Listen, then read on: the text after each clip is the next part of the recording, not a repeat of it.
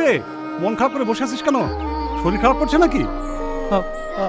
আব্বা, আমার খুব কষ্ট হয়েছে। চোখ দেখতে চাই। ওই অসহায় মেয়েটাকে দেখতে আমারও কষ্ট হয়, কিন্তু আমাদের তো টাকা নাই। অপারেশন করতে অনেক টাকা লাগবে। এত টাকা আমরা কোথায় পাবো বল? আব্বা, আমাদের নৌকোটা বেঁচে দিল হয় না? এটা তুই কি বলছিস? নইকে ভেজে বলছিস? নইকে ভেজলে আমরা খাবো কি?